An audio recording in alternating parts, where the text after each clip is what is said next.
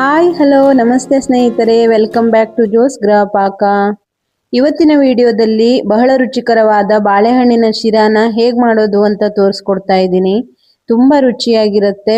ಬಾಳೆಹಣ್ಣಿನ ನೈಸರ್ಗಿಕ ರುಚಿ, ತುಪ್ಪದ ಪರಿಮಳ, ಏಲಕ್ಕಿಯ ಸುವಾಸನೆ ಎಲ್ಲ ಸೇರ್ಕೊಂಡು ಈ ಶಿರಾ ತುಂಬಾ ರುಚಿಯಾಗಿರುತ್ತೆ. ಬನ್ನಿ ಹಾಗಿದ್ರೆ ಹೇಗ್ ಮಾಡೋದು ಅಂತ ನೋಡೋಣ. ಮೊದಲಿಗೆ ಒಲೆ ಮೇಲೆ ಒಂದು ದಪ್ಪ ತಳದ ಪಾತ್ರೆಯನ್ನ ಇಟ್ಕೊಂಡು ಅದಕ್ಕೆ ಒಂದ್ 2ರಿಂದ 3 ಚಮಚ ಆಗುವಷ್ಟು ತುಪ್ಪವನ್ನ ಹಾಕೊಂಡು ಗೋಡಂಬಿ ಮತ್ತೆ ದ್ರಾಕ್ಷಿಯನ್ನ ಕೆಂಪಿಗೆ ಹುರಿದಿಟ್ಕೊತಾ ಇದ್ದೀನಿ. ಇಲ್ಲಿ ಗೋಡಂಬಿ ದ್ರಾಕ್ಷಿಯನ್ನೆಲ್ಲ ಇಷ್ಟೇ ಹಾಕ್ಬೇಕು ಅಷ್ಟೇ ಹಾಕ್ಬೇಕು ಅಂತ ಏನು ಇಲ್ಲ, ನಿಮ್ಗೆ ಎಷ್ಟು ಬೇಕು ಅಷ್ಟು ಹಾಕೋಬಹುದು. ನೋಡಿ, ಇವಾಗ ದ್ರಾಕ್ಷಿಯನ್ನು ಸಹ ಹಾಕಿ ಅದನ್ನು ಕೂಡ ಕೆಂಪಿಗೆ ಹುರ್ಕೊತಾ ಇದ್ದೀನಿ. ಇದ್ರ ಜೊತೆಗೆ ನಿಮಗೆ ಬೇಕು ಅಂದ್ರೆ ಬಾದಾಮಿಯನ್ನು ಸಹ ಸೇರಿಸ್ಕೋಬಹುದು. ನೋಡಿ, ಇವಾಗ ಇದಾಗಿದೆ. ಇದನ್ನ ಒಂದು ತಟ್ಟೆಯಲ್ಲಿ ತೆಗೆದಿಟ್ಕೊತಾ ಇದ್ದೀನಿ. ಈ ಗೋಡಂಬಿ ದ್ರಾಕ್ಷಿಯನ್ನೆಲ್ಲ ತುಂಬಾ ಕೆಂಪಿಗೆ ಮಾಡ್ಕೊಳ್ಳಕ್ಕೆ ಹೋಗ್ಬೇಡಿ, ಇಷ್ಟಾದ್ರೆ ಸಾಕು. ನೋಡಿ, ಇದೇ ಪಾತ್ರೆಗೆ ಇನ್ನೊಂದು ಸ್ವಲ್ಪ ತುಪ್ಪವನ್ನ ಹಾಕೊಂಡು 1 ಗ್ಲಾಸ್ ಆಗುವಷ್ಟು ಮೀಡಿಯಂ ರವಾನ ಹಾಕೋತಾ ಇದ್ದೀನಿ. ನಾನಿಲ್ಲಿ 1 ಗ್ಲಾಸ್ ಆಗುವಷ್ಟು ಮೀಡಿಯಂ ರವಾಗೆ ಒಂದು ಅರ್ಧ ಗ್ಲಾಸ್ ಆಗುವಷ್ಟು ತುಪ್ಪವನ್ನ ತಗೊಂಡಿದ್ದೀನಿ. ನೋಡಿ, ಈ ರವೆಯನ್ನ ಪರಿಮಳ ಬರೋವರೆಗೂ ಚೆನ್ನಾಗಿ ಕೆಂಪಿಗೆ ಹುರ್ಕೋಬೇಕಾಗತ್ತೆ. ಮೀಡಿಯಂ ಉರಿಯಲ್ಲಿ ಇಟ್ಕೊಂಡು ಕೈ ಬಿಡದ ಹಾಗೆ ಒಂದು 4ರಿಂದ 5 ನಿಮಿಷಗಳ ಕಾಲ ಚೆನ್ನಾಗಿ ಹುರ್ಕೋಬೇಕಾಗತ್ತೆ. ನೋಡಿ, ಇವಾಗ ಇದು ಆಗಿದೆ. ನೋಡಿ, ನಾನಿಲ್ಲಿ 2 ಗ್ಲಾಸ್ ಆಗುವಷ್ಟು ನೀರನ್ನ ಕಾಯಕ್ಕಿಟ್ಟಿದ್ದೆ. ಅದಕ್ಕೆ 1 ಗ್ಲಾಸ್ ಆಗುವಷ್ಟು ಕಾಯಿಸಿ ಆರಿಸಿರುವಂತ ಹಾಲನ್ನ ಹಾಕೊಂಡು ಇದಕ್ಕೆ ಹಾಕೋತಾ ಇದ್ದೀನಿ. ನೋಡಿ, ಈ ಬಾಳೆಹಣ್ಣಿನ ಶಿರಾಕ್ಕೆ ಹಾಲನ್ನ ಹಾಕೊಳ್ಳೋದ್ರಿಂದ ಬಾಯಲ್ಲಿಟ್ರೆ ಕರಗುವಷ್ಟು ಮೃದುವಾಗಿ ಬರುತ್ತೆ. ನೋಡಿ, ಇವಾಗ ಒಂದ್ಸಲ ಚೆನ್ನಾಗಿ ಮಿಕ್ಸ್ ಮಾಡಿಕೊಂಡು ಇದನ್ನ ಒಂದು ಮುಚ್ಚಳವನ್ನ ಮುಚ್ಚಿ ಒಂದು 2ರಿಂದ 3 ನಿಮಿಷಗಳ ಕಾಲ ಲೋ ಫ್ಲೇಮಲ್ಲಿ ಇಟ್ಟು ಬೇಯಿಸ್ಕೊತಾ ಇದ್ದೀನಿ.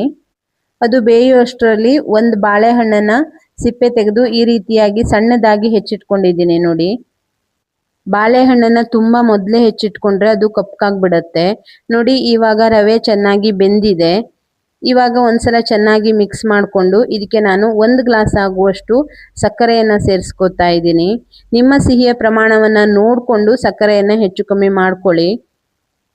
ಹಾಲು, ಬಾಳೆಹಣ್ಣು ಎಲ್ಲವನ್ನು ಸೇರಿಸ್ತಾ ಇರೋದ್ರಿಂದ ಇದಕ್ಕೆ 1 ಗ್ಲಾಸ್ ರವೆಗೆ 1 ಗ್ಲಾಸ್ ಸಕ್ಕರೆ ಬೇಕಾಗತ್ತೆ.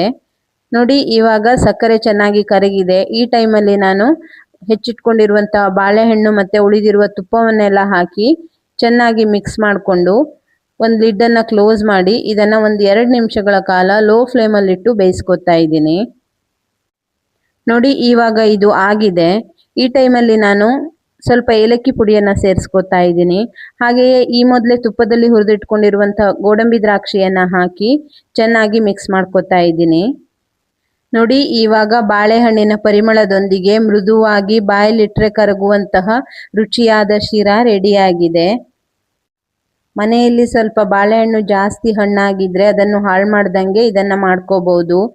ಈ ಸ್ವೀಟನ್ನು ಹಬ್ಬ ಹರಿದಿನಗಳಲ್ಲಿ ಕೂಡ ಮಾಡ್ಕೋಬಹುದು, ಇಲ್ಲ ಬೆಳಗಿನ ತಿಂಡಿ ಜೊತೆಗೂ ಮಾಡ್ಕೋಬಹುದು, ಸಂಜೆ ಸ್ನ್ಯಾಕ್ಸ್ ಜೊತೆನೂ ಮಾಡ್ಕೋಬಹುದು, ಇಲ್ಲ ಬೇರೆ ಯಾವುದಾದ್ರೂ ವಿಶೇಷ ಸಂದರ್ಭಗಳಲ್ಲೂ ಕೂಡ ಇದನ್ನ ಬಹಳ ಸುಲಭವಾಗಿ ಕಡಿಮೆ ಟೈಮಲ್ಲಿಯೂ ಕೂಡ ಮಾಡ್ಕೋಬಹುದು. ಇದನ್ನ ನೀವು ಒಂದ್ಸಲ ಟ್ರೈ ಮಾಡಿದ್ರೆ ಖಂಡಿತವಾಗಿಯೂ ಮತ್ತೆ ಮತ್ತೆ ಮಾಡ್ತೀರಾ, ಅಷ್ಟು ರುಚಿಯಾಗಿರುತ್ತೆ. ನೋಡಿದ್ರಲ್ವಾ ಎಷ್ಟು ಸುಲಭವಾಗಿ ಬಾಳೆಹಣ್ಣಿನ ಶಿರಾನ ಮನೆಯಲ್ಲೇ ಮಾಡೋದು ಅಂತ. ಈ ರೆಸಿಪಿ ನಿಮಗೆ ಇಷ್ಟವಾದರೆ ಲೈಕ್ ಮಾಡಿ, ಶೇರ್ ಮಾಡಿ, ಸಬ್ಸ್ಕ್ರೈಬ್ ಮಾಡಿ. ಹಾಗೆಯೇ ನಿಮ್ಮ ಫ್ರೆಂಡ್ಸ್ ಆ್ಯಂಡ್ ಫ್ಯಾಮಿಲಿಗೆ ಶೇರ್ ಮಾಡಿ. ಇನ್ನೊಂದು ರುಚಿಯಾದ ಹೊಸ ಅಡಿಗೆಯೊಂದಿಗೆ ಮತ್ತೆ ಸಿಗ್ತೀನಿ. Thank you.